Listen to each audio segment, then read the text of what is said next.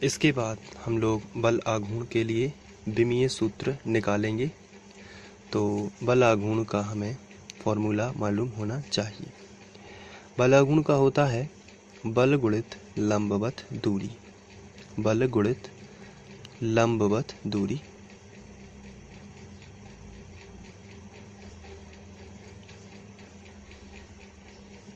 अब यहाँ से हमें बल का फॉर्मूला पता होना चाहिए। बल का फॉर्मूला होता है द्रव्यमान गुणित त्वरण। तो हम लिखेंगे इसको द्रव्यमान गुणित त्वरण।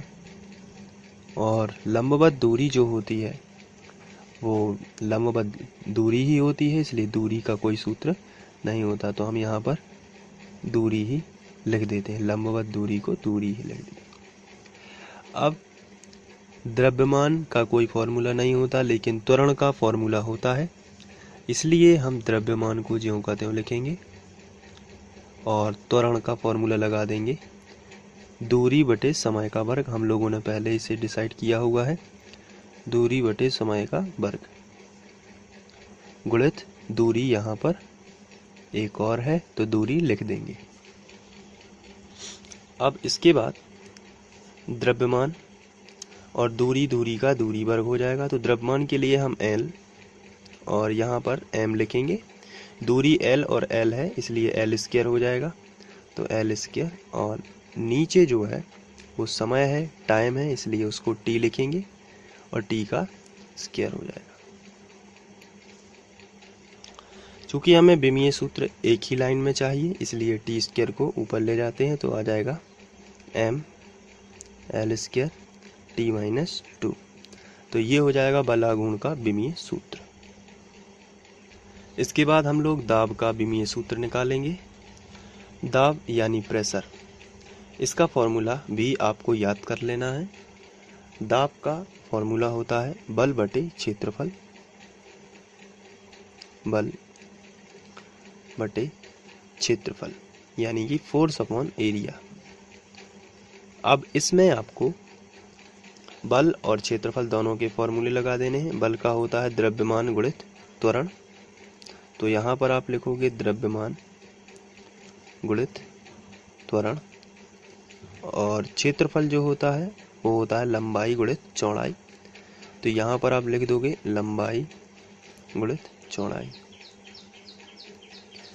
अब द्रव्यमान बेसिक फॉर्मूला है, इसका और कोई सूत्र नहीं होता, इसलिए द्रव्यमान को आप ज्यों का त्यों लिखोगे, जबकि त्वरण को आप लिखोगे दूरी बटे समय का वर्ग, क्योंकि ये हम कर चुके हैं। त्वरण का हमने फॉर्मूला बनाया हुआ है दूरी बटे समय का वर्ग। और चूंकि लंबाई गुणित चौड़ाई इसी के बटे में है, तो यहीं हम लिख सकते हैं लंबाई गुणित चौड़ाई, और गुणित में आ जाएगा समय का वर्ग।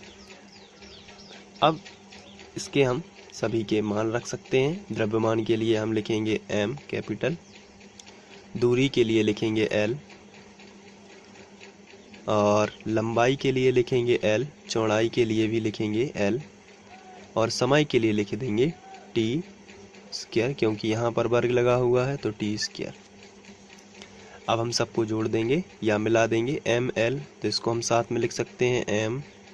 यहाँ पर L चूंकि कैंसिल हो जाएगा, इसलिए हम इसको M ही लिख सकते हैं।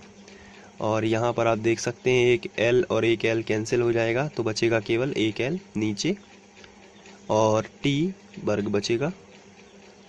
इसको हम और देख लेते हैं ऊपर ले जाके। तो ऊपर ले जाएंगे तो M ऊपर था ही, लेकिन L जो है 1 की पावर थी, ऊपर ले जाएंगे तो -1, और T भी +2 नीचे था, ऊपर जाएगा तो -2। तो ML -1 T -2। तो ये जो है दाब का विमीय सूत्र बन जाएगा। तो इस तरीके से दाब का विमीय सूत्र आप निकाल सकते हैं। इसके बाद हम लोग शक्ति का विमीय सूत्र निकालते हैं। शक्ति यानी पावर, इसका फॉर्मूला आपको याद रखना है। इसका फॉर्मूला होता है कार्य बटे समय। कितने समय में कितना कार्य होता है उसे ही हम शक्ति कहते हैं। तो कार्य बटे समय में आपको कार्य का फॉर्मूला याद होना चाहिए। कार्य का फॉर्मूला हम लोगों ने अभी पढ़ा हुआ है। इसका होता है बल गुणित विस्थापन। बल गुणित विस्थापन और बटे में आ जाएगा समय।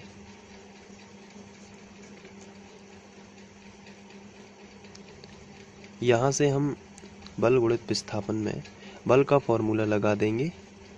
बल का फॉर्मूला होता है द्रव्यमान गुणित त्वरण, द्रव्यमान गुणित त्वरण और गुणित विस्थापन, ये ज्यों का त्यों ऊपर का। बल का फॉर्मूला हमने लगाया है द्रव्यमान गुणित त्वरण और विस्थापन ज्यों का त्यों है और बटे में आ जाएगा समय।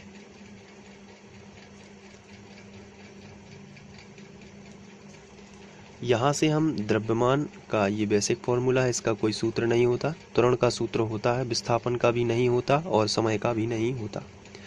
तो द्रव्यमान को हम ज्यों का त्यों लिख देंगे, लेकिन त्वरण को हम दूरी बटे समय का वर्ग लिख सकते हैं। दूरी बटे समय का वर्ग गुणित विस्थापन को हम विस्थापन ही लिख सकते हैं क्योंकि इसका कोई फॉर्मूला नहीं होता, और बटे में समय है तो इसलिए हम समय को यहीं लिख देंगे। समय, ये वाला समय तो बटे बटे में ही रहेगा। यहाँ पर हम देखते हैं द्रव्यमान जो है इसको हम लिख सकते हैं m, दूरी को हम लिख सकते हैं l और विस्थापन को भी l, क्योंकि ये भी लेंथ है और ये भी लेंथ है तो टोटल मिला के हो जाएगा l स्क्वायर और अपॉन यहाँ पर समय वर्ग और समय, तो टोटल हो जाएगा समय पर 3 की घात। इस 3 की पावर को ऊपर ले जाते हैं तो ये हमें मिलेगा m l स्क्वायर t-3। ये शक्ति का विमीय सूत्र हो जाएगा।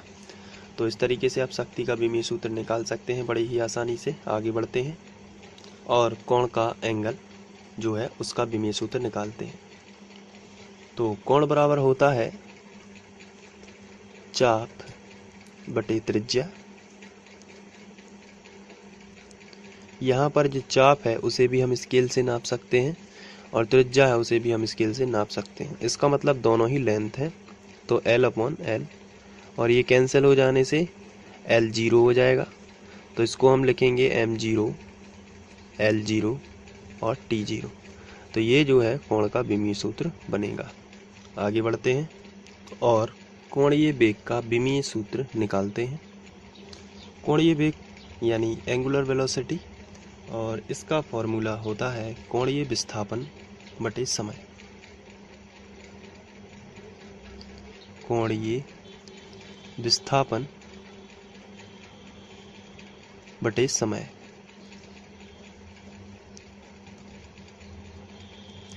विस्थापन जो है वो असल में एक लंबाई है और विस्थापन के लिए हम L से डिनोट करेंगे। L इसका विमा होगा और समय जो है वो T। तो जब ये ऊपर जाएगा तो हो जाएगा L T-1। तो हम इसको इस तरीके से, और चूंकि कोणीय विस्थापन जो है वो लेंथ तो होगा लेकिन उसका मान कुछ भी नहीं होता है, इसलिए कोणीय विस्थापन चूंकि थीटा के फॉर्म में होता है इसलिए अब वो लेंथ नहीं रहेगा, इसलिए लेकिन हम उसको विस्थापन मानते हैं इसलिए लेंथ, लेकिन लेंथ तो रहेगी और वो 0 रहेगी, उसकी कोई विमा नहीं रहेगी। तो यहाँ भाई हम 0 कर देते हैं। t ऊपर जाएगा तो -1, तो यहाँ पर हमें मिलेगा m0 L0 t-1।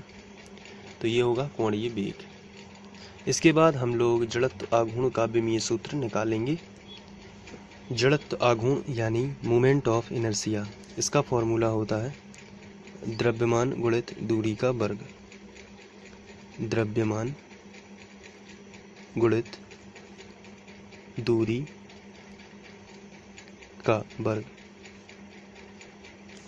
यहाँ से यदि हम बात करें द्रव्यमान को हम m से डिनोट करते हैं और दूरी को L से, तो ये हो जाएगा L स्क्वायर। तो हम इसको जोड़ देंगे m L स्क्वायर। अब चूंकि हमें MLT के फॉर्म में लिखना है इसलिए हम लिखेंगे m L स्क्वायर और t की कोई बात ही नहीं हुई इसलिए T0। तो ये जड़त्व आघूर्ण का विमीय सूत्र इस तरीके से निकाल सकते हैं। इसके बाद हम लोग आवृत्ति यानी फ्रीक्वेंसी का जो विमीय सूत्र है उसको निकालेंगे। आवृत्ति का फॉर्मूला होता है 1 बटे आवर्तकाल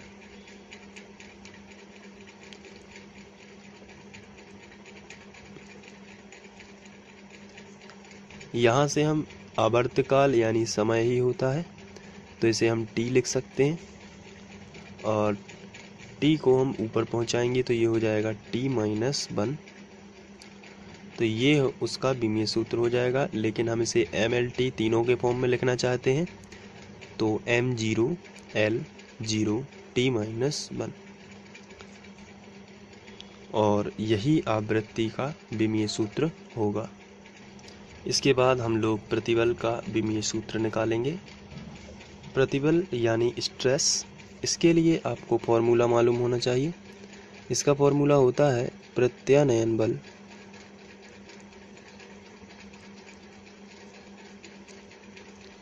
बटे क्षेत्रफल।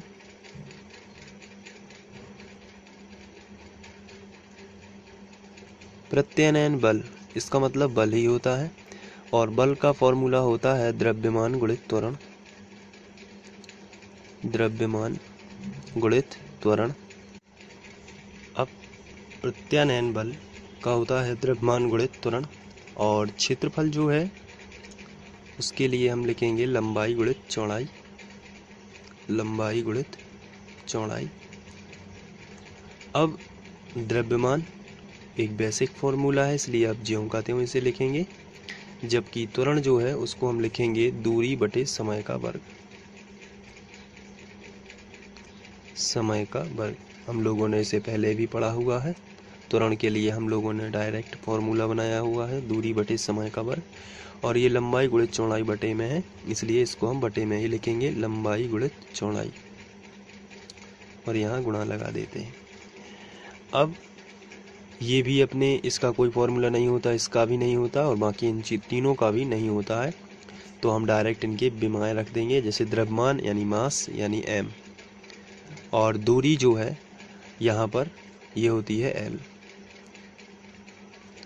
यहाँ पर लंबाई के लिए भी l और चौड़ाई के लिए भी l तो टोटल l स्क्वायर हो जाएगा और t समय के लिए t और t का स्क्वायर तो t स्क्वायर और इसे भी ब्रैकेट। अब यहाँ से एक l कैंसिल हो जाएगा तो हमारे पास जो बचेगा वो बचेगा ऊपर l कैंसिल हो जाने से केवल m बचेगा और नीचे जो है ये l कैंसिल हो गया था लेकिन l स्क्वायर था, एक l बच गया और t यहाँ पर स्क्वायर। अब एक लाइन में हमें विमीय सूत्र लिखना होता है इसलिए इसको ऊपर ले जाते हैं तो ये हो जाएगा m l t-2 इस तरीके से। अब हम देख सकते हैं कि ये जो है प्रतिबल यानी स्ट्रेस का विमीय सूत्र आ गया है। यहाँ पर जो l है वो इस पर 1 की पावर थी इसलिए ये ऊपर जाएगा तो -1 की पावर आ जाएगी तो ये अब ये होगा प्रतिबल का विमीय सूत्र।